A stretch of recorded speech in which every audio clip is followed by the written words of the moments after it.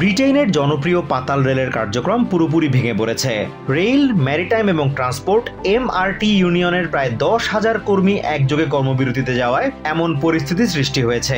ইউনিয়নের পক্ষ থেকে দাবি করা হয়েছে মজুরি, দীর্ঘ সময় ধরে কাজ করা, শিফটের ধরন এবং সপ্তাহে কর্মঘণ্টা কমানো সহ বেশ কয়েকটি বিষয়ে ট্রান্সপোর্ট ফর লন্ডনের সাথে ঐকমত্যে পৌঁছাতে না পারায় এই কর্মসূচি শুরু করেছে তারা। ট্রান্সপোর্ট ফর লন্ডন জানিয়েছে, কর্মীদের মজুরি 3.4% বৃদ্ধির প্রস্তাব দিলেও ইউনিয়ন তাতে সন্তুষ্ট না হয়ে এর সাথে সাপ্তাহিক কর্মঘণ্টা 35 ঘণ্টা থেকে কমিয়ে 32 ঘণ্টা করার দাবি জানিয়েছে তারা। লন্ডনের স্থানীয় সময় রবিবার সন্ধ্যায় তারা কর্মবিরতি পালন শুরু করে।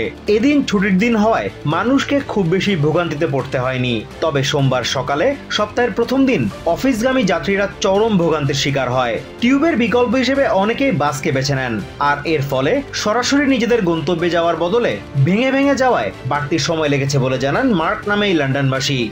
From Hertfordshire, so I've had to go into King's Cross, St Pancras, London Bridge, and now walk to Liverpool Street. So it's probably extending my journey by about 40 minutes. তিনি মনে করেন টিউব কর্মীরা যথেষ্ট মজুরি পান। যাত্রীদের জিম্মি করে কর্মঘণ্টা কমানোর এই অপচেষ্টাকে লজ্জাজনক আখ্যা দিয়েছেন তিনি। They get paid enough money. The fact I think they're going down from or trying to get down from a 35 to 32-hour week. সোমবার শুরু হওয়া এই কর্মবিরতি আগামী বৃহস্পতিবার পর্যন্ত চলবে জেনে বিরক্তি প্রকাশ করেন লরা সুটন নামে এই আইনজীবী। I was hoping they'd be called off, which generally sort of happens, and the prospect of it being all week is a bit of a nightmare. So it's probably taken me twice as long to get in this morning. তবে অনেকেই ঝুঁকেছেন দ্বিচক্রযান cycle কিংবা electric বাইকের দিকে। যাদের ব্যক্তিগত bike নেই তারা electric bike সেবাদানকারী প্রতিষ্ঠান লাইমের সেবা নিয়েছেন। অ্যাপ ব্যবহার করে নির্দিষ্ট পরিমাণ ফির বিনিময়ে এই সেবা নেওয়া যায়।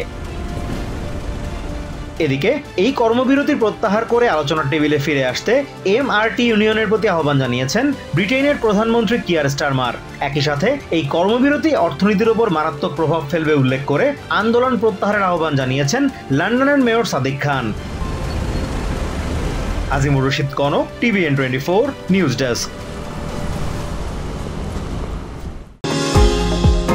নিউ ইয়র্ক থেকে সম্প্রচারিত TVN 24 টেলিভিশন বিশ্বজুড়ে বাঙালির কণ্ঠস্বর।